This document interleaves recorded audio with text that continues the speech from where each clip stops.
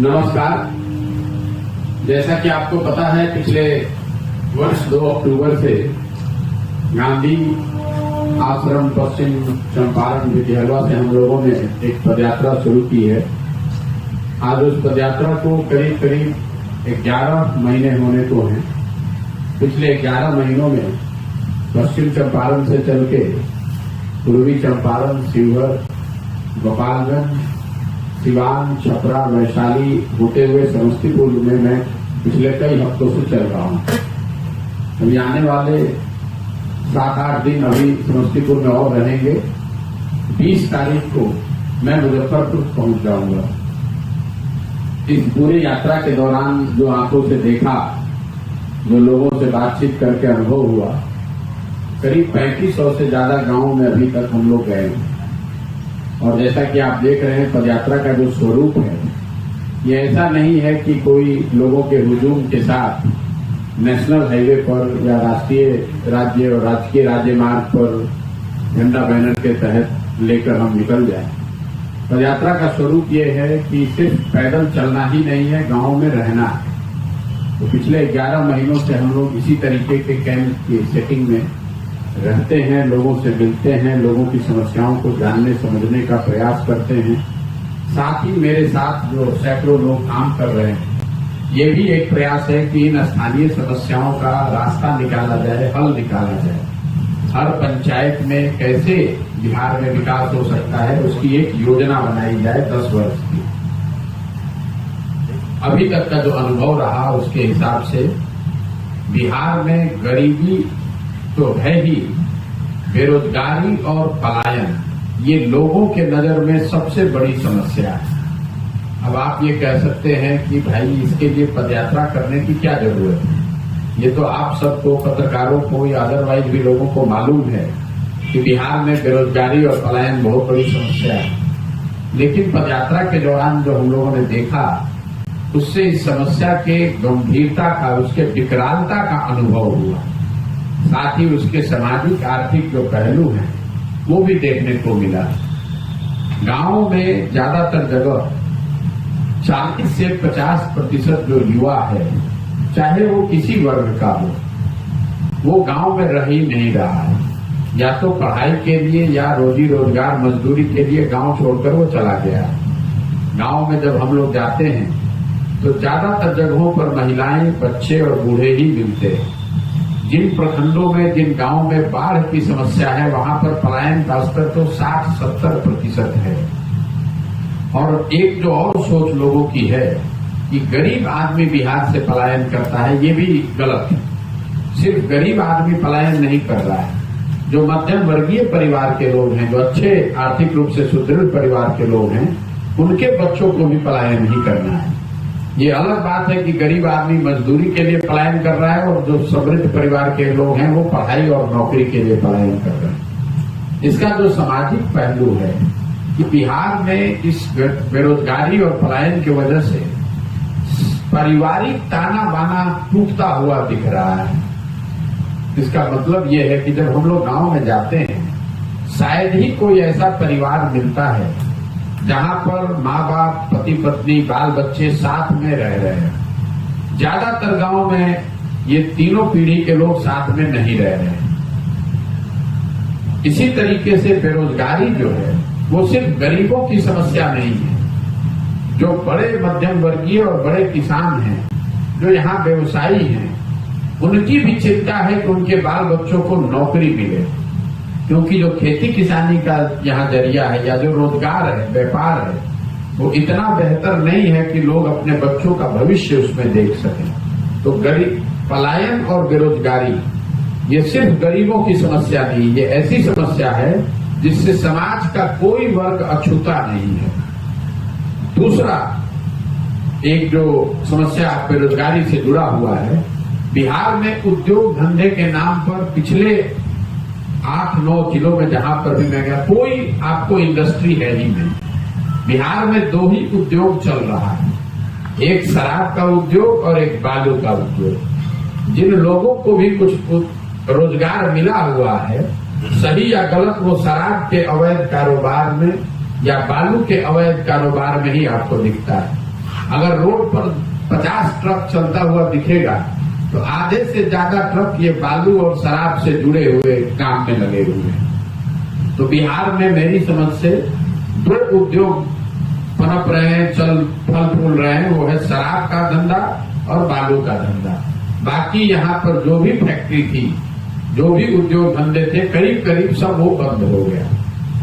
दूसरी जो सबसे बड़ी समस्या लोगों ने दिखाया, जो समझ में आया, वो है किसानों की। कृषि प्रधान राज्य है, समाज का एक बड़ा वर्ग कृषि पर आधारित है। किसानों की जो सबसे बड़ी समस्या है, गांव देहात में चलते हुए लोग बता रहे हैं कि बिहार में भी पहले 10 वर्ष पहले जो किसान थे, मध्यम वर्गीय किसान भी थे, छोटे किसान भी, वो खेती करके, मेहनत करके, अपना पेट काट के, सतुआ खा के 5 साल 8 साल में खेती करने के बाद ऐसी आशा अपेक्षा उनकी होती थी कि 1-2 कट्ठा, 5 कट्ठा, 10 कट्ठा जमीन वो खरीदेंगे। आज बिहार में किसानों की स्थिति ये है कि अगर आपके घर में कोई नौकरी नहीं करता है, कोई दूसरा रोजी रोजगार व्यापार नहीं है, तो और अगर घर में कोई संकट आ जाए, कोई बीमार पड़ जाए, किसी के बेटी की शादी लग जाए, तो किसान को अपना 1-2 कट्ठा जमीन बेचना है। बिना बेचे उसका काम नहीं चल सकता। अब ये किसानों की हालत क्यों है?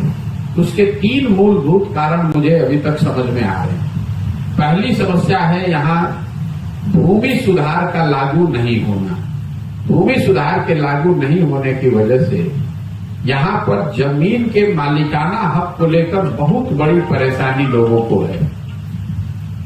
अगर आप सरकारी आंकड़ों को देखेंगे तो आपको पता चलेगा कि बिहार में 60% लोगों के पास, मतलब 100 में 60 आदमी के पास जमीन है ही नहीं। देश के स्तर पर ये आंकड़ा है 38%। मतलब देश में 100 में 38 आदमी के पास जमीन नहीं है, लेकिन बिहार में 100 में 60 लोगों के पास जमीन नहीं है। तो भूमिहीनों की सबसे बड़ी संख्या देश में आज बिहार में है। लेकिन उससे बड़ी समस्या जो भूमि को लेकर है कि जो 40 लोग के पास जमीन है जो खेती कर रहे हैं, उसमें 35 आदमी ऐसा है, लैंड होल्डिंग का पैटर्न अगर आप देखिएगा तो 40 में 35 आदमी ऐसा है जो 2 बीघे से कम का मालिक है। तो जो बिहार में खेती होती है वो कमाने वाली खेती नहीं है, ये खाने वाली खेती है, जिसको अंग्रेजी में हम लोग कहते हैं सबसिस्टेंस फार्मिंग। आप खेत में वही उपजा पाते हैं कि आपका और आपके बाल बच्चों का पेट भर जाए। सरकारी आंकड़ा ये बता रहा है कि बिहार में खेती करने वाले जो लोग हैं उसमें 3 से 4% लोग ही खेती करके कमाई कर पा रहे हैं। बाकी लोग या तो खेत में मजदूर हैं या खेती करके अपने बाल बच्चों का पेट भर रहे हैं। दूसरी बड़ी जो किसानों की यहाँ समस्या है वो जल प्रबंधन को लेकर है। बिहार बाढ़ प्रभावित राज्य है, ये सब लोग जानते हैं। करीब करीब आधी कृषि योग्य जमीन जो है वो बाढ़ से प्रभावित है। ये समस्या तो लोग जानते हैं, बात करते हैं, आप लोग लिखते भी हैं। जो दूसरी बड़ी समस्या हमने देखी कि जो जमीन बाढ़ से प्रभावित नहीं है वहां पर या तो जल सिंचाई की सुविधा नहीं है, वो सूखे से प्रभावित है। अगर आप सूखे से बच गए तो जल जमाव से फंसे, और आप दोनों से बच गए तो नदियों के कटाव का जो मामला है। तो कुल मिला जुलाकर ये जो जल प्रबंधन, जल संसाधन डिपार्टमेंट है, जल का कुप्रबंधन है। रोड पर हम लोग पंचायतों में चल रहे हैं तो अक्सर ये देखने को मिलता है कि रोड के एक साइड लोग बताते हैं कि भैया यहाँ बाढ़ आया हुआ है, और उसी रोड के दूसरे साइड लोग बता रहे हैं कि सूखे से फसल बर्बाद हो गई। सिवान से जब मैं चला हूं, गोपालगंज के बाद से सिवान, छपरा, वैशाली, समस्तीपुर में जल जमाव की वजह से मुझे लगता है कि 10,000 से ज्यादा एकड़ जमीन बर्बाद हो रही है। आपके समस्तीपुर में भी शायद ही कोई ऐसा प्रखंड अभी तक हमको मिला है जहां किसानों ने जल जमाव की समस्या की बात नहीं की है। हर पंचायत में, हर प्रखंड में 2-4-5 हजार एकड़ जमीन ऐसा है जिससे पानी निकासी की व्यवस्था नहीं है। इन दोनों के बाद किसानों की जो सबसे बड़ी समस्या है, इन सारी परेशानियों के बाद किसान जो फसल उपजाता है बिहार में, उसको उसकी कीमत नहीं मिलती है। एक सरकारी सर्वेक्षण है, ये भी आप इसको याद रखिए, जो बताता है कि बिहार में जो किसान फसल उपजाता है उसको अगर उसकी सही कीमत मिल जाए तो हर साल बिहार के किसानों को 20 से 25 हजार करोड़ रुपया अलग से मिलने लगेगा। इसका मतलब ये है कि लोग इतना नुकसान सह रहे हैं इतने कम दाम पर अपना अनाज बेचकर। उदाहरण के तौर पर मैं आपको बताऊं, जब हमने पदयात्रा शुरू की तो धान का कटनी हो रहा था। धान का सरकारी मूल्य है 2030 रुपया, जबकि बिहार में ज्यादातर लोगों ने धान बेचा 1300, 1400, 1500 रुपया में। और ऐसा नहीं है कि ये इस साल हुआ है, पिछले 10 साल का मैंने आंकड़ा निकलवाया तो आपको जानकर आश्चर्य होगा कि पूरे बिहार में पिछले 10 वर्ष में सिर्फ 13% धान और 1% गेहूं ही सरकारी समर्थन मूल्य पर खरीदा गया है। हम लोग बात करते हैं कि पंजाब में किसान कितना समृद्ध है। किसान पंजाब में समृद्ध इसलिए है कि पिछले इन्हीं 10 सालों में 70% धान और 75% गेहूं सरकार ने समर्थन मूल्य पर खरीदा है। तो आप जरा अंदाजा लगाइए कि अगर आपने 2000 का धान 1300 में बेचा है तो आपका कितना बड़ा नुकसान हो रहा है। इन 3 समस्याओं की वजह से बिहार का जो किसान है वो खाने और पेट भरने से आगे किसानी के जरिए कुछ नहीं कर पा रहा है। इसके अलावा जो किसान तत्कालिक समस्या बताते हैं, खाद और बीज की कालाबाजारी, खासकर यूरिया को लेकर जो यहाँ परेशानी है, यूरिया की जो किल्लत है, 277 रुपया का यूरिया लोग 300-350 से लेकर 1200 रुपए तक खरीद रहे हैं। जो क्षेत्र नेपाल से जितने करीब हैं वहां पर यूरिया की कीमत उतनी ही ज्यादा है। क्यों इसकी यूरिया की किल्लत क्यों है? 2 वजह जो समझ में आ रही है कि एक तो केंद्र सरकार से यूरिया कम आ रहा है, दूसरा जो यूरिया आ रहा है वो बड़े पैमाने पर नेपाल तस्करी के माध्यम से जा रहा है।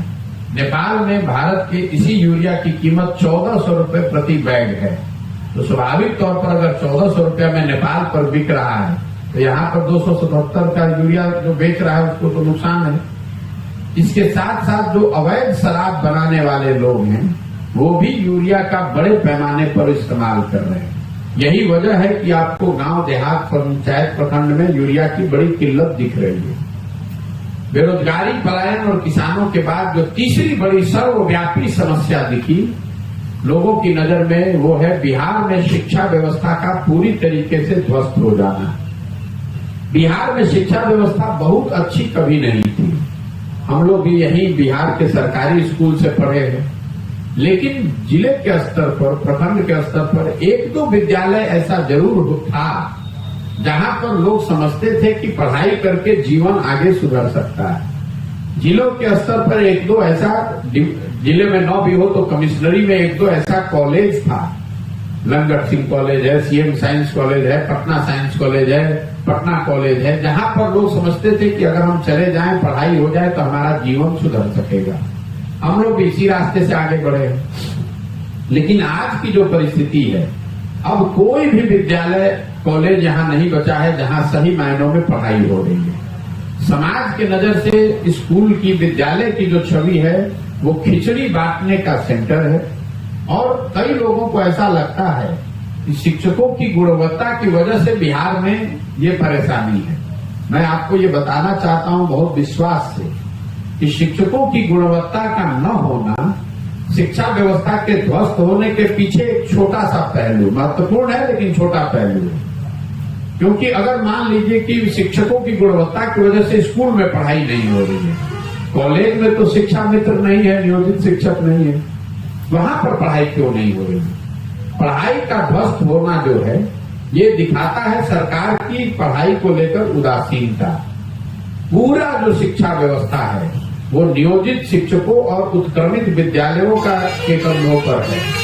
किसी ने समतामूलक शिक्षा नीति बनाने के चक्कर में किसी ने इस बात की चिंता नहीं की कि जहां पर स्कूल बनाए जा रहे हैं वहां पर शिक्षक है कि नहीं, जहां शिक्षक है वहां स्कूल है कि नहीं। नतीजा ये हुआ है कि जहां विद्यालय है वहां शिक्षक नहीं है, जहां शिक्षक है वहां विद्यालय नहीं है, जहां दोनों है वहां बच्चे ही नहीं है। और कॉलेज में जहां तीनों है, बिल्डिंग भी है, टीचर भी है, हजारों की संख्या में छात्रों ने नामांकन करा रखा है, वहां तीनों है लेकिन पढ़ाई ही नहीं है। मैं ऐसा समझता हूं कि जब इस कालखंड का इतिहास लिखा जाएगा तो नीतीश कुमार के शासनकाल में शिक्षा व्यवस्था के ध्वस्त होने को इतिहास सबसे बड़ा काला अध्याय बताएगा। ऐसा इसलिए, मान लीजिए कि यहाँ सड़क खराब है, नहर में पानी नहीं है, कल होके एक अच्छी सरकार आ जाए तो सड़क बन सकती है, नहर में पानी आ सकता है। लेकिन जो 2 पीढ़ियां बिहार की इस ध्वस्त शिक्षा व्यवस्था के माध्यम से निकली, अब अगर कल अच्छी सरकार आ भी जाए तो भी इन लोगों को शिक्षित समाज के पीछे ही चलना पड़ेगा पूरे जीवन। इन 3 बड़ी समस्याओं के बाद 4 केंद्र की जो योजनाएं हैं, जो केंद्र सरकार की जो 4 सबसे बड़ी योजना है, मैं उस पर टीका टिप्पणी करना चाहता हूं। केंद्र सरकार की सबसे बड़ी योजना है प्रधानमंत्री गरीब कल्याण योजना। तो मैं आपको 3500 गांव में चलने के बाद ये बता सकता हूं कि बिहार में किसी भी लाभार्थी को 5 किलो अनाज नहीं मिल रहा है, उनको हर महीने 3.5 से 4 किलो अनाज मिल रहा है। ऐसा इसलिए हो रहा है कि प्रखंड और जिले के स्तर पर हर महीने गरीबों के नाम पर आने वाले अनाज से प्रति क्विंटल 35 से 40 रुपए की दर से लोग घूस ले रहे हैं। भ्रष्टाचार की भेंट चढ़ रहा है और इसमें वहां के स्थानीय विधायक भी ज्यादातर जगहों पर शामिल हैं। उनका भी बजात्ता 6 से 8 रुपए प्रति क्विंटल की दर से हिस्सा हर महीने पहुंच रहा है। दूसरी केंद्र सरकार की बड़ी योजना है प्रधानमंत्री आवास योजना। यहाँ आवास के लेकर हर गांव में लोग मांग करते हैं, भैया इंदिरा आवास नहीं है। तो यहाँ पर ज्यादातर जमीन पर आज भी जिन लोगों को आवास योजना का लाभ मिला है वो इसको इंदिरा आवास के नाम से ही जानते हैं। लोगों को उसी नाम से फायदा भी, कुछ लाभ भी मिला है। लोगों को, लाभार्थियों को आवास बनाने के लिए 1,40,000 रुपया योजना के तहत मिलना है। लेकिन जो जमीन पर हकीकत है कि अगर आपको प्रधानमंत्री आवास योजना का लाभार्थी बनना है तो आपको 20 से 40,000 रुपया तक प्रति लाभार्थी प्रति घर आपको देना है। जहां पर जनप्रतिनिधि पैसा ले रहे हैं वहां पर लोगों को 25,000 से 40,000 रुपया लग रहा है। कहीं कहीं जहां पर जनप्रतिनिधि पैसा नहीं ले रहे हैं वहां पर भी अफसर तो पैसा लेगा ही लेगा। 20,000 रुपया से कम में इंदिरा आवास, प्रधानमंत्री आवास मिलने की कोई संभावना बिहार में अभी तक नहीं है। तीसरी एक जो केंद्र सरकार की बड़ी योजना है वो है स्वच्छ भारत अभियान की, जिसमें घर घर शौचालय बनाया गया है। इतने गांव में हम गए हैं, कोई ऐसा गांव नहीं है जहां पर बिना गमछा बांधे हुए आप गांव से निकल जाइएगा। इसलिए कि आज बिहार के ज्यादातर गांव में आज भी खुले में शौच वहां के जीवन की सच्चाई है। ऐसा इसलिए हुआ है कि शौचालय बनाने के नाम पर प्रति लाभार्थी 2,000 रुपया अधिकारियों ने लोगों से लिए। उसके बाद लोगों ने शौचालय बनाया कि नहीं, उसका उपयोग कर रहे हैं कि नहीं, इसकी चिंता किसी ने नहीं की। चौथी बड़ी योजना है केंद्र सरकार की मनरेगा की। जब मैंने चलना शुरू किया था तो मेरा ये अंदाजा था कि मनरेगा के बहुत सारे लोग काम करते हुए या मनरेगा का काम हमको होता हुआ दिखेगा। अभी तक हमको मनरेगा का कोई सक्रिय काम नहीं मिला।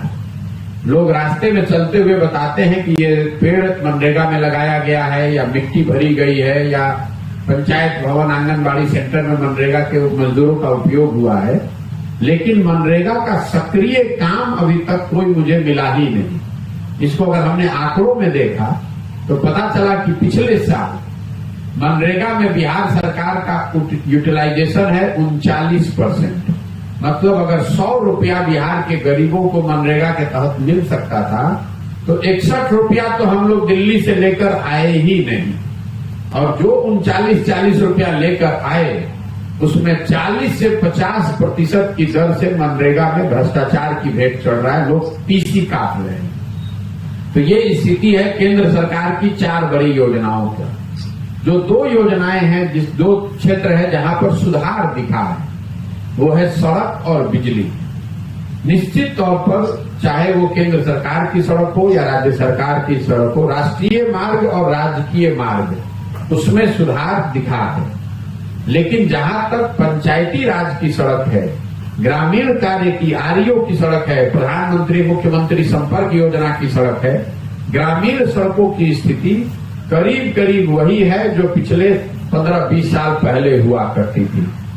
अभी मैं आपके क्षेत्र में आया हूं, वारिसनगर में, जो यहाँ की मुख्य सड़क है प्रखंड की, आप उसकी हालत आप लोग देख ही रहे हैं। लोग बता रहे हैं कि 10 बरस से इसी दुर्दशा में है।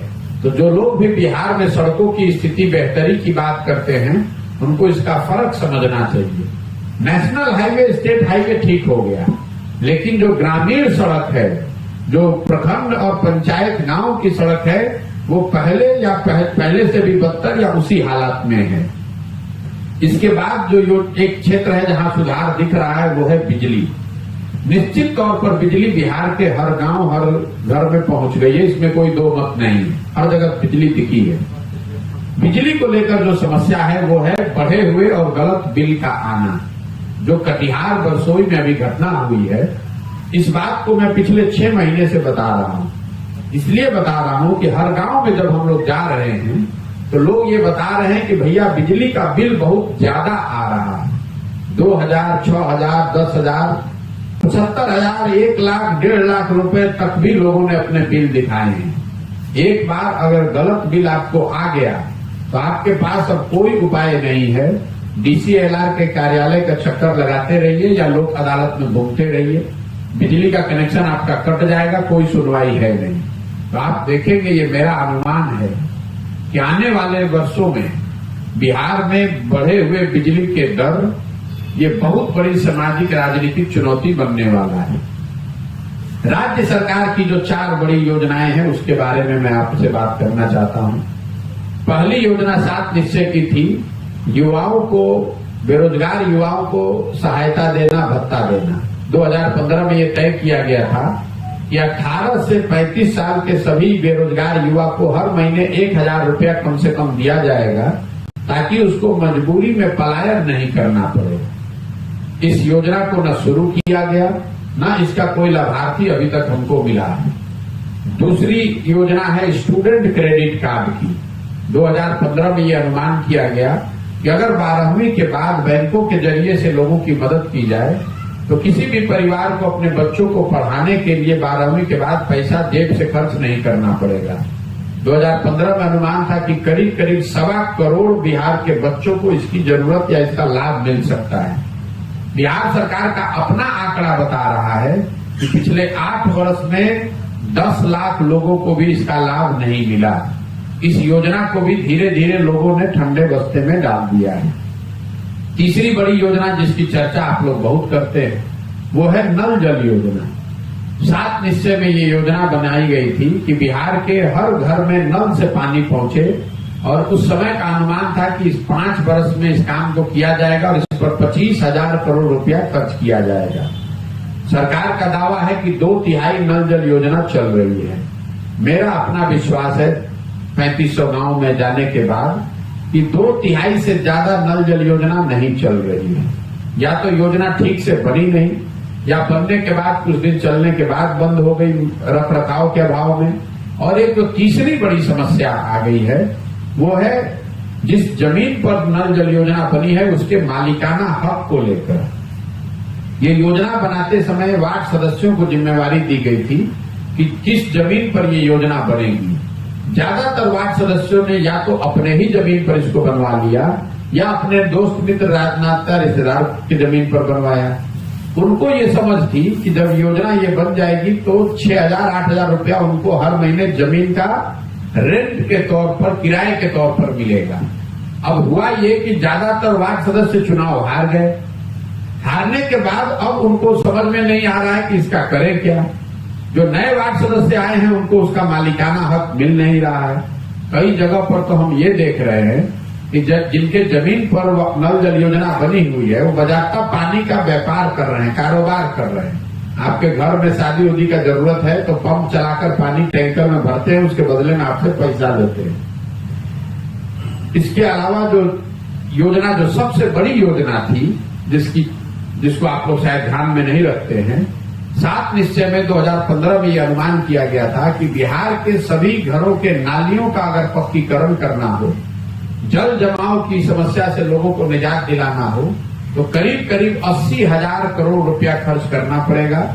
हर घर के नाली को पक्की नाली बनाकर उसको एक बड़े नाले से जोड़ा जाएगा और बड़े नाले से के पानी को लाकर बाहर गांव से निकाला जाएगा।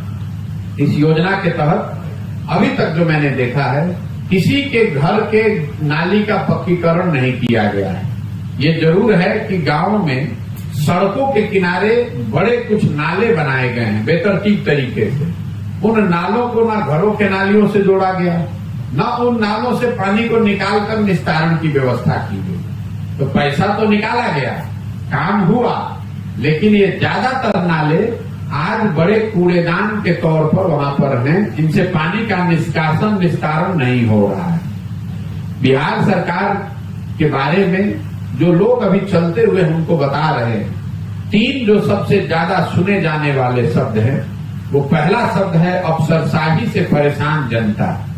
आप पत्रकार हैं, जनप्रतिनिधि हैं, गरीब हैं, अमीर हैं, समाज का हर वर्ग बिहार के अफसरशाही से परेशान है। लोगों के शब्दों में अगर कहूं तो लोग, बिहार की जनता ने पहले अपराधियों का जंगल राज देखा है। आज जो राज चल रहा है, इसको लोग अब अधिकारियों का जंगल राज मानते हैं। अधिकारियों की मनमानी है, जो वो चाहेंगे वही होगा। चाहे आप मुखिया है, जिला पार्षद है, विधायक हैं, कोई किसी की सुनने वाला नहीं है। दूसरा जो सबसे ज्यादा सुने जाने वाला शब्द है, वो है भ्रष्टाचार। सरकार के किसी भी विभाग में बिना पैसा दिए हुए आप काम करा नहीं सकते हैं, चाहे आपकी कुवत कितनी भी हो।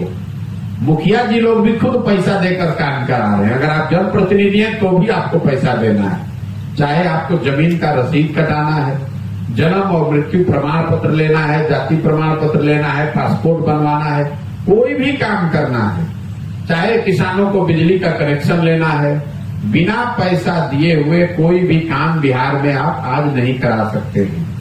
और तीसरा जो एक नया शब्द बिहार में मैं सुन रहा हूं, पिछले 4-5 साल से शायद आया है, वो शब्द है पीसी, दलाली का नया नाम। योजना चाहे केंद्र सरकार की हो या राज्य सरकार की, हर योजना में व्यवस्थित तरीके से 10% से लेकर 50% तक दलाली को काटा ही जाना है और ये पैसा जनप्रतिनिधियों और अफसरों के बीच में बांटा जा रहा है। तो मोटे तौर पर मेरा अभी तक का अनुभव, जो लोगों ने बताया, जो हमने आंखों से देखा, वो ये रहा कि पहले से ये कह रहा हूं कि मैं शराबबंदी के बिल्कुल विरोध में हूं। कोई इफ पट किंतु परंतु नहीं है। और इसका आधार ये है, पहला आधार ये है कि शराबबंदी को लेकर दुनिया में, बिहार में, देश में नहीं, दुनिया में कहीं कोई ऐसा प्रमाण नहीं है कि शराबबंदी के जरिए किसी राज्य, किसी देश ने अपना सामाजिक आर्थिक भला या विकास किया हो। तो पहले तो ये तथ्यहीन है, आधारहीन नीति है। दूसरी बात, शराबबंदी तो हुई ही नहीं है। शराबबंदी के नाम पर शराब के दुकान बंद हो गए हैं, लेकिन होम डिलीवरी तो घर घर हो ही रहा है। नतीजा क्या हुआ? शराब की दुकान बंद हो गई, उससे सरकार को, बिहार के लोगों को हर साल 15,000, 20,000 करोड़ का राजस्व का नुकसान हो रहा है। शराब घर घर बिक रही है, 200 रुपए की शराब 4,000 में बिक रही है, या गलत शराब बिक रही है। जो ये पैसा जो सरकार का नुकसान हो रहा है बिहार के लोगों का, ये पैसा जा कहां रहा है? ये पैसा जा रहा है भ्रष्ट प्रशासन के पास और शराब माफिया के पास। इसके साथ ही जो और इसके पहलू हैं, सामाजिक पहलू, जो गरीब तबके के लोग हैं, सामाजिक तौर पर जो गरीब है, पिछड़ा है, उनके परिवार के साथ, उनके महिलाओं के साथ जो अभद्रता हो रही है, जो बदमाशी हो रही है, आप जाकर देख लीजिए। 1 लाख से ज्यादा लोग जिन पर शराबबंदी का केस चल रहा है, उसमें ज्यादातर लोग, 2/3 लोग गरीब और पिछड़े समाज के लोग हैं। जो आदमी पैसा वाला है, समाज में रसूख रखने वाला है, शराब का धंधा कर रहा है, वो स्वच्छंद रूप से घूम रहा है। और गरीब का आदमी, अगर आपके यहाँ कोई गलती से शराब पकड़ लिया जाए, शराब नहीं, हमको यहाँ पासी समाज के ताड़ी का काम करने वाले लोग मिलते हैं। हर दिन महिलाएं बताती हैं कि कैसे घर में घुसकर उनके ताड़ी के बर्तन को तोड़ा जा रहा है, उनसे पैसा वसूला जा रहा है, उनको प्रताड़ित किया जा रहा है। कमोबेश वही स्थिति है। जो नए लड़के हैं मोटरसाइकिल पर शराब का धंधा करना और तरह तरह के दूसरे तरीके का नशा का आना, ये सब चीज समाज के ताना बाना को बहुत लंबे समय तक प्रभावित करेगा। एक और अंतिम बात, कई बार सरकार के लोग, खुद मुख्यमंत्री ये दावा करते हैं कि गांधी जी ने ऐसा कहा है। तो मैं पहले दिन से ये दावा कर रहा हूं और आपको चुनौती दे रहा हूं नीतीश कुमार और उनके सरकार को, कि आपने अगर गांधी को पढ़ा है, समझा है, तो किसी के जरिए हमको वो पंक्ति दिखा दीजिए जिसमें गांधी जी ने शराबबंदी की बात कही है। गांधी जी ने जीवन में कभी भी सरकार के द्वारा शराबबंदी की बात कही ही नहीं है। गांधी जी ने ये कहा कि शराब समाज में ये प्रयास होना चाहिए कि लोग शराब न पिए। गांधी जी ने उस हिसाब से ये भी कहा कि आपको शाकाहारी होना चाहिए। लेकिन ये तो ऐसे हो गया कि सरकार ये कहे कि गांधी जी ने कहा है शाकाहारी होना अच्छा है, तो सरकार कानून बना दे कि जो भी शाकाहारी नहीं है, जो भी मांसाहारी है, नॉन वेजिटेरियन है, उसको आप पकड़ के जेल में डाल दीजिए। गांधी जी ने सरकार के द्वारा कानून बनाकर शराब रोकने की बात नहीं की। उन्होंने समाज को जगाने, समझाने और समाज को जागृत करके शराब के आदत को छुड़ाने की बात कही। तो जिन लोगों ने इसको लागू किया है, न उनको गांधी की समझ है, न दुनिया भर में जो सरकार की नीतियां हैं उसकी समझ है। आप जरा बताइए कि अगर शराबबंदी से ही लोगों का, समाज का भला होता, तो दुनिया में इतने बड़े बड़े देश हैं, इतने समाज आगे हैं, भारत से, बिहार से तो कोई तुलना ही नहीं है। उन्होंने अपने यहाँ शराबबंदी क्यों नहीं लागू की है? ये बेकार की बात है।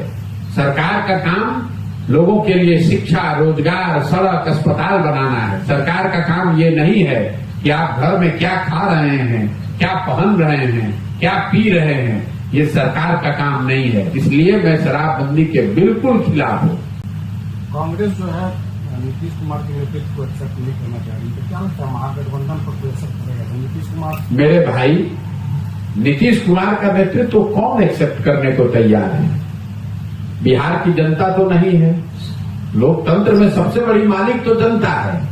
कौन दल किसका नेतृत्व मान रहा है, नहीं मान रहा है, वो तो सेकेंडरी बात है। आप लोगों को लगता है कि नीतीश कुमार कोई बहुत बड़े तोप चीज हैं।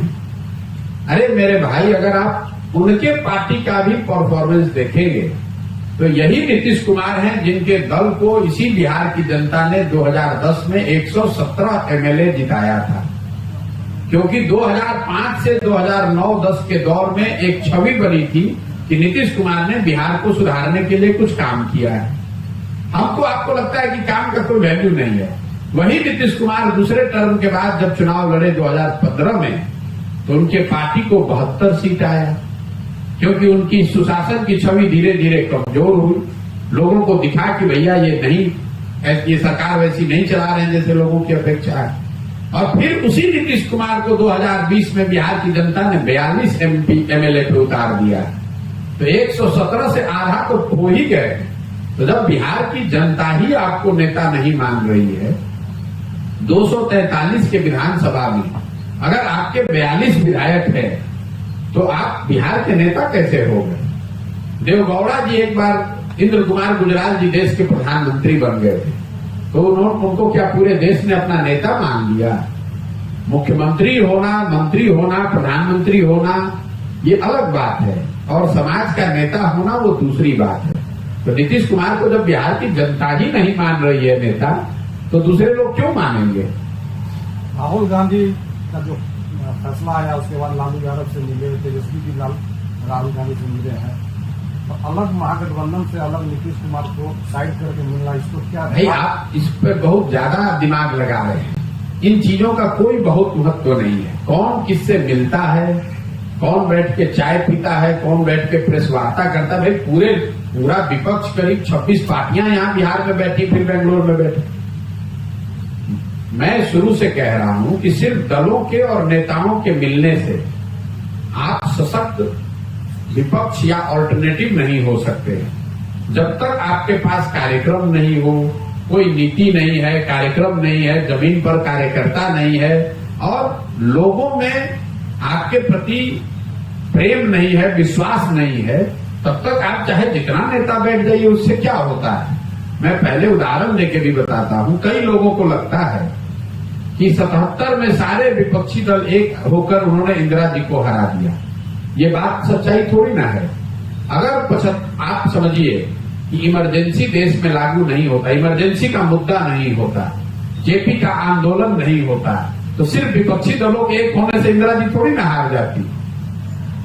1989 में देश ने देखा कि राष्ट्रीय मोर्चा की सरकार ने राजीव गांधी की कांग्रेस की सरकार को हरा दिया। तो सिर्फ दल एक साथ आकर थोड़ी ना हरा दिए। मुद्दा बोफोर्स था, भ्रष्टाचार मुद्दा था, उसके नाम पर पूरी जनता एक हुई, फिर दल एक हुए, तब ना आपको जीत मिलेगी। जब तक आपके पास कोई मुद्दा नहीं है, जब तक आपके पास कोई कार्यक्रम नहीं है, जमीन पर कार्यकर्ता नहीं है, तो जितने भी पार्टी के नेता, और ये सिर्फ इन्हीं के लिए नहीं है, एनडीए के लिए भी है, नेता जितना मिल ले, जितना चाय पी ले, खाना खा ले, प्रेस कॉन्फ्रेंस कर ले, उससे जमीन पर क्या फर्क पड़ता है। आप वारिसनगर में पत्रकारिता करते हैं, आपको वारिसनगर में कितने लोग मिले, सामान्य आदमी जो राजनीति नहीं करता है, जो इस बात से अब कल तक भाजपा को दे रहा और सवाल कर रहा है कि अब भाजपा को नहीं देंगे क्योंकि 26 लोग पटना में बैठक कर रहे हैं। जनता को इन बातों से कोई लेना देना नहीं है। 10 साल का मेरा अनुभव है इसी काम का। जनता को असर इससे है कि भाई उसके यहाँ सड़क बनी कि नहीं, उसको रोजगार मिला कि नहीं, महंगाई हुआ कि नहीं, भ्रष्टाचार पर आपका क्या रुख है, उस पर होता है। कौन किसके साथ चाय पी रहा, नेता है तो जैसे आप हम अपने दोस्त मित्र के साथ जाकर चाय पीते हैं, खाना खाते हैं, ये लोग नेता है तो एक दूसरे के साथ ही बैठेगा, खाएगा। एक सवाल है सर, बिहार में अभी बिहार सरकार के द्वारा जातीय जनगणना है, बहुत बड़ा मुद्दा, इससे बिहार में क्या असर पड़ेगा? कोई असर नहीं पड़ेगा। इस मुद्दे पर भी मैं हर प्रखंड में लोग सवाल पूछते हैं, मैं बताता हूं। जातीय, पहले बात तो जातीय जनगणना नहीं हुआ है, जातियों की संख्या का सर्वे हुआ। तो इस बात को तो आप समझिए कि जनगणना और सर्वे में जमीन आसमान का फर्क है। जनगणना को संवैधानिक वैधानिक मान्यता है, सर्वे किसी भी राज्य के सरकार के द्वारा किया गया एक एडमिनिस्ट्रेटिव प्रयास है। पहला अंतर तो आप ये समझिए, तो लोगों को ये भ्रम में डाला जा रहा है कि जनगणना हो रही है। जनगणना केंद्र सरकार का विषय है, राज्य सरकार जनगणना करा ही नहीं सकती। दूसरी बात, जनगणना होने से क्या नुकसान है? अगर सरकार को जनगणना करने से पता चलता है कि किस समाज के कितने लोग हैं, उनकी क्या आर्थिक स्थिति है, तो इसमें क्या दिक्कत है? सरकार के पास ये जानकारी होनी चाहिए। आर्थिक सर्वेक्षण होते रहते हैं, एमएफएचएस का सर्वे होता है जिसमें पता चलता है कि जातियों के आधार पर किसके बच्चे को पढ़ाई की व्यवस्था है, किसके बच्चे को टीकाकरण हुआ कि नहीं हुआ। ये सर्वे इस तरह का होता रहता है। सिर्फ जनगणना कर लेने मात्र से अगर समाज की स्थिति सुधरती, तो इतना तो पता है कि बिहार में प्रति व्यक्ति आय के हिसाब से आप देश में सबसे गरीब हैं। आप इसको क्यों नहीं सुधार पा रहे हैं? जो दलित समाज है उसकी जनगणना तो आजादी के बाद से हो रही है, उसकी स्थिति आपने क्यों नहीं सुधार दी? मुसलमानों की जनगणना तो हो रही है, उनकी स्थिति आपने बिहार में क्यों नहीं सुधार दी? तो सिर्फ जनगणना हो जाने से किसी की स्थिति नहीं सुधरेगी। स्थिति जानने के बाद उसको सुधारने के लिए ईमानदार प्रयास भी करना होगा। तो जो अभी सर्वेक्षण सरकार करा रही है, इनका इरादा कुछ किसी को सुधारने का नहीं है। इनका इरादा यह है कि समाज दो भाग में बट जाए। नीतीश कुमार का नाव डूब रहा है, उनको पता है कि अब 2 वर्ष का राजनीतिक कैरियर बचा हुआ है किसी तरीके से। अब एक बार समाज में फिर आग लगाइए और लोग इस बात पर बट जाएं कि जनगणना होना चाहिए कि नहीं होना चाहिए। आप ये भूल जाए कि आपके बच्चों की पढ़ाई हो रही है कि नहीं हो रही है। आप ये भूल जाए कि आपके गांव में सड़क का, नाली का, गली का, अस्पताल का, विद्यालय का क्या हालत। तो आधे लोग लग जाएंगे जनगणना के सर्वे के विरोध में, आधे लोग लग जाएंगे सर्वे के पक्ष में। नीतीश कुमार का गाली एक बार फिर निकल जाएगा। अरे भाई, समाज इतना बेवकूफ नहीं है, और काठ की हांडी बार बार नहीं आप चढ़ा सकते। सर्वे हो गया, उनको इस पर काम करने दीजिए। जिन समाज के लोगों को फायदा, अगर कोई पीछे छूट गया है तो निश्चित तौर पर उसको लाभ मिलना चाहिए, इसमें दिक्कत क्या है? एक बार सन 1984 में दिल्ली में स्टीफन ने कहा जातीयता और क्षेत्रीयता इस देश की अखंडता और एकता को खतरे में ले ऐसी बात नहीं है। देखिए, हर आदमी का अपना ये वैचारिक किसी व्यक्ति की सोच हो सकती है। जातियों को लेकर जो बिहार में समझ है या देश में हम लोग कहते हैं, ऐसा नहीं है कि जाति कोई बहुत यूनिक बात है। पूरे दुनिया में अगर आप ह्यूमैनिटी को, मानवता को समझते हैं तो ये मानव स्वभाव है। सोशल कॉन्ग्रीगेशन मतलब सामाजिक स्तर पर आप ऐसे लोगों के साथ रहते हैं जो आपको सामाजिक आर्थिक तौर पर अपना दिखता है। आप अफ्रीका में जाइएगा तो लोग ट्राइब के आधार पर एक दूसरे से जुड़े हुए हैं। अगर आप अमेरिका में जाइएगा तो स्किन के कलर के हिसाब से लोग जुड़े हुए हैं। लैटिनो है, ये एशियन है, ये अफ्रीकन है। तो जैसे वहां अफ्रीका में ट्राइब है, इंडिया में जाति है। ये सही है गलत है ये अलग बात है, होना चाहिए नहीं होना चाहिए अलग बात है, लेकिन ये समाज की सच्चाई है और इसके लिए कोई डिफेंसिव होने की जरूरत नहीं है। ये मानव स्वभाव है। आप अपने समकक्ष या अपने जैसे दिखने रहने वाले लोगों के साथ सामाजिक स्तर पर ज्यादा कंफर्टेबल फील करते हैं और इसी को अंग्रेजी में सोशल कॉन्ग्रीगेशन जो मैं कह रहा हूं, कहीं ट्राइब के आधार पर होता है। मान लीजिए कि आप अमेरिका में रहते हैं और आप दक्षिण अमेरिका से आए हैं जिसको लैटिनो कहते हैं, तो स्वाभाविक तौर पर आपके मित्र ज्यादा लैटिनो होंगे। अगर आप अफ्रीका से आए हैं तो ज्यादातर लोग अफ्रीकन एक साथ मिलकर बात करेंगे। आप अफ्रीका में 5 बरस काम किया है, हर गांव वहां ट्राइब में बटा हुआ है। उसी तरह यहां जाती है, इसमें घबराने क्या बात। ये सदियों से चली आ रही परंपरा है, टूटनी चाहिए, सही बात। लेकिन ऐसा नहीं है कि जब तक जाति नहीं सुधरेगी तब तक कोई विकास नहीं हो सकता। जातियों के रहते हुए केरल में विकास नहीं हुआ है, तमिलनाडु में, के कर्नाटक में, गुजरात में, महाराष्ट्र में विकास नहीं हो रहा है। जाति हर जगह है। ये आपका हमारा भ्रम है कि जब तक जाति नहीं टूटेगी तब तक विकास नहीं होगा। विकास होगा, उससे जाति टूटेगी। जाति के टूटने के बाद विकास होगा, ये ठीक सोच नहीं। महागठबंधन का 1 साल हो गया है। तेजस्वी ने कहा था कि पहले कैबिनेट में सिग्नेचर से 10 लाख लोगों को रोजगार देंगे। क्या लग रहा है कि वो? तो मेरा आपसे अनुरोध है कि अगली बार तेजस्वी यादव से जब आप मिले तो आप उससे ये सवाल कीजिए। जहां तक मेरा सवाल है, मैं तेजस्वी यादव की बात को कोई बहुत गंभीरता से नहीं लेता। जिस आदमी की अपनी कोई योग्यता नहीं है, अपनी पहचान नहीं है, तो कुछ भी कह सकता है। जिसके माँ बाप के राज्य में, जिनके पार्टी के राज्य में पूरा बिहार रसातल में चला गया, वो आदमी आकर दावा कर रहा है कि हम आएंगे तो 10 लाख नौकरी दे देंगे। तो ये तो हंसने वाली बात है।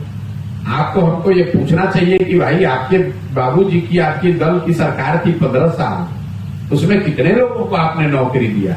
और अगर उस समय नहीं दिया तो अभी कौन सा आपको नया ज्ञान हो गया है जो अभी आप दे देंगे? ज्यादा गंभीर विषय ये है कि नीतीश कुमार ने 15 अगस्त को पिछले साल ये कहा कि 1 साल में मैं 10 लाख नौकरी दे दूंगा। तो अब नीतीश कुमार का 15 अगस्त का वो समय पूरा हो रहा है। नीतीश कुमार को ये जवाब देने की जरूरत है कि 10 लाख नौकरी कहां है। ये आदमी भी सत्ता में रहने के लिए कुछ भी बोलने को तैयार है। गांधी मैदान से इन्होंने कहा 10 लाख नौकरी दे देंगे। कोई ये पूछने वाला नहीं है कि भाई 17 साल से आप मुख्यमंत्री हैं, किस बात का, किस सबूत का इंतजार कर रहे थे घोषणा करने के लिए? किस सबूत का इंतजार कर रहे थे कि 10 लाख लोगों को नौकरी दे देंगे? मैंने जिस दिन घोषणा इन्होंने की है उसी दिन कहा प्रेस कॉन्फ्रेंस में कि अगर नीतीश कुमार 10 लाख सरकारी बच्चों को नौकरी यहां सरकारी दे दें तो उनके समर्थन में ये पूरा अभियान वापस ले लेंगे। उतना ही नहीं, उनका झंडा लेकर जीवन भर घूमेंगे, देकर दिखा दे 10 लाख नौकरी। नीतीश कुमार जैसे 100 मुख्यमंत्री आ जाएंगे तो 10 लाख नौकरी वो नहीं दे सकते।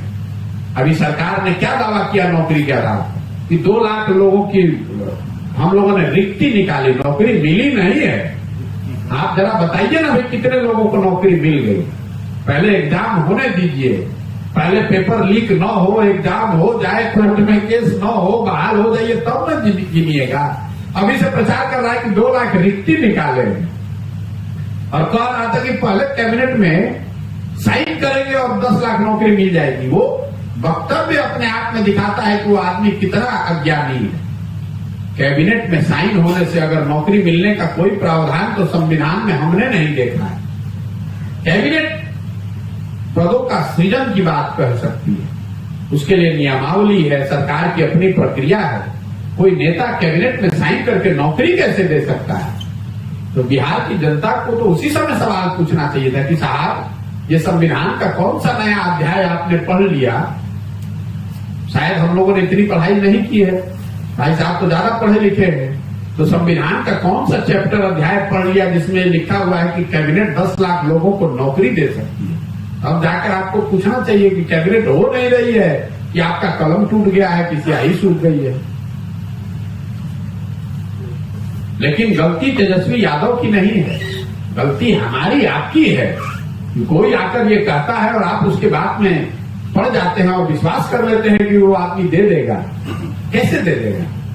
नीतीश कुमार जी जो अभी भविष्यवाणी कर रहे हैं, हमारी उम्र 73 साल हो गई और 100 वर्ष में यह दुनिया समाप्त हो जाएगी। अब ये दिखाता है कि नीतीश कुमार कितना डेल्यूजनल हो गए हैं। देखिए बिहार की दुर्दशा क्यों है। दुनिया बात कर रही है आर्टिफिशियल इंटेलिजेंस की, दुनिया बात कर रही है कि कैसे आर्टिफिशियल इंटेलिजेंस का लाभ उठाकर लाखों लोगों को नौकरी मिल सकती है, हजारों बिलियन डॉलर्स का नया इकोनॉमी खड़ा हो सकता है। और हम लोग का राज्य का मुख्यमंत्री कह रहा है कि मोबाइल का उपयोग करने से अब दुनिया खत्म होने वाली है। ये दिखाता है कि बिहार की ये दुर्दशा क्यों है। ये लोग अभी 1960 और 70 में जी रहे हैं। कुर्ता पैजामा धोती कुर्ता पहनकर निकल गए, उनको पता ही नहीं। मैं एक उदाहरण लेके हंसता हूं कि सेमी कंडक्टर का एक फैक्ट्री बिहार देश में लग रहा है, लगाने का प्रयास हो रहा है। पहले महाराष्ट्र में लगने वाला था, फिर गुजरात में लगने की बात हुई। महाराष्ट्र में बड़ा हंगामा हुआ कि भाई केंद्र सरकार के दबाव में ये सेमी कंडक्टर का फैक्ट्री महाराष्ट्र से हटाकर गुजरात में किया जा रहा है। एक सेमी कंडक्टर के फैक्ट्री बनाने का जो खर्चा है वो है $20 बिलियन, मतलब 1,40,000 करोड़। तो लोगों से मैं के जरिए लोगों से मैं पूछा, भैया बिहार में ये क्यों नहीं हम लोग ऐसा सोचते? तो मैंने कहा पत्रकारों को कि आप बिहार के पूरे कैबिनेट को बुला लीजिए, नीतीश कुमार को इंक्लूड कर लीजिए उसमें, जो अपने इंजीनियर हैं। अगर वो ये बता दे कि सेमी कंडक्टर होता क्या है तो हम उनका जूता अपने सर पर लेकर चलने को तैयार हैं। जब आपको पता ही नहीं है कि सेमी कंडक्टर होता क्या है तो आप उसके फैक्ट्री की बात कभी सोचिएगा भी कैसे? हम ये नहीं कह रहे हैं कि बिहार में लग सकता है, बहुत बड़ी चीज है। जब भारत में नहीं है, भारत सरकार इतना प्रयास कर रही है कि सेमी कंडक्टर की फैक्ट्री लगे, वो अभी उनको सफलता नहीं मिली है, तो ऐसा नहीं कि कल बिहार में लग जाएगा। लेकिन आपके जो नेता हैं, आपके जो नेतृत्व करता है, उनको तो मालूम भी नहीं है कि ये क्या चीज है। नीतीश कुमार को अगली बार मिलिए तो पूछिए, सर आर्टिफिशियल इंटेलिजेंस से ट्रिलियंस ऑफ डॉलर का नया इकोनॉमी बन रहा है, लाखों लोगों को देश विदेश में रोजगार मिल रहा है, इस पर आपका क्या करना है? तो नीतीश कुमार कहेंगे अरे छोड़िए, बाकी सबसे कुछ होता है? नहीं होता है। खाली 400 रुपया वृद्धावस्था पेंशन देने से होगा, साइकिल 10 साल पहले बांटे उससे होगा। पूरे बिहार को अनपढ़ मजदूर बना दिया इस आदमी ने। आप क्या अपेक्षा करते हैं? और ये लोग चाहते हैं कि समाज ऐसे ही रहे, ऐसे रहेगा तभी ना 9वां पास आदमी को अपना नेता मानेगा। बिहार में जो आदमी शर्ट के ऊपर गंजी पहन लिया उसी को हम और आप कहते हैं कि ये जमीनी नेता है, जिसको भाषा का ज्ञान नहीं है, जिसको विषय का ज्ञान नहीं है, उसी को हम और आप समझते हैं कि ये बिहार का सही नेता है। कोई आदमी पढ़ा लिखा समझदार सेंसिबल बात करने वाला आ जाए तो बिहार के लोग कहते हैं कि नहीं चलेगा यहां बिहार में। इसीलिए तो हम लोग की ये दुर्दशा है। भ्रष्टाचार कहां नहीं है देश में, नेता कहां झूठ नहीं बोल रहे हैं, लेकिन किसी राज्य में देश में ये स्थिति नहीं है, इतनी भयावह स्थिति नहीं है जितनी बिहार में। कोई तमिलनाडु, गुजरात, महाराष्ट्र, कर्नाटक से आकर बिहार में मजदूरी कर रहा है? कहीं देखा है आपने? आपके हमारे बच्चे रोज ट्रेन में, बस में जानवरों की तरह बैठकर रोज मजदूरी करने जा रहे हैं। तो हम लोग की ये दुर्दशा है और हम लोग जबरदस्ती जिसको कहते हैं मुंहजोरी कर रहे हैं कि हम बहुत अच्छे हैं। आप अच्छे थे। आजादी के बाद बिहार देश के 4-5 सबसे अच्छे राज्यों में गिनती इसकी होती थी। आज आप 28वें नंबर पर हैं। आप अपने जिले की दशा देख लीजिए। समस्तीपुर में भी 2-4 फैक्ट्री उद्योग था, चीनी मिल था, पेपर मिल था, जूट मिल था। दूसरे राज्यों में इन फैक्ट्रियों से आगे नए नए फैक्ट्री लग रहे हैं। हम लोग यहाँ जो फैक्ट्री था वो भी बंद हो गया। कभी आपने नीतीश कुमार को चीनी मिल के बारे में बात करते सुना? आपने जूट मिल पर नीतीश कुमार का कोई वक्तव्य सुना? आपने कोई चर्चा सुनी कि भाई समस्तीपुर में पेपर मिल कैसे चालू हो सकता है? उनकी चर्चा क्या है कि दुनिया का नाश होने वाला है, मोबाइल का इस्तेमाल करने से लोग पागल हो रहे हैं। यही आपका काम है। आप साइकोलॉजिस्ट हैं, आप मनोवैज्ञानिक हैं। आपको जो जनता ने काम दिया वो तो आप कर नहीं रहे हैं। सड़क, बिजली, पानी, अस्पताल, विद्यालय बना नहीं रहे हैं। और दुनिया कब रहेगी और कब खत्म हो जाएगी ये भविष्यवाणी कर रहे हैं। तो ये दिखा रहा है डिल्यूजनल हो गए हैं, उम्र का असर हो गया है। नीतीश कुमार को अगर आप ध्यान से देखिएगा तो अब उन पर उम्र का असर हो गया है। बोलना कुछ चाहते हैं, बोल कुछ और जाते हैं। बोलना कुछ शुरू करते हैं और उसी बात को घुमाते रहते हैं जिलेबी की तरह। उनको पता ही नहीं चलता है कि कह क्या रहे, फिर घुमा फिरा के उसी बात पर आ जाएंगे। आप किसी भी उनके पिछले 1 साल के स्पीच को उठाकर देख लीजिए। ये एज का असर है, उम्र का असर है। डिल्यूजनल हो गए, समझ में नहीं आ रहा है। सामाजिक राजनीतिक तौर पर गिर गए हैं, कोई है नहीं साथ में, नीचे से मिट्टी खिसक गई है। इसीलिए इस तरह के आप सुना बात। किस मुख्यमंत्री को आपने नेता को सुना है जो कह रहा है दुनिया के खत्म होने की भविष्यवाणी कर रहा है? मंच से अपने अफसरों पर अपशब्द बोलते हैं।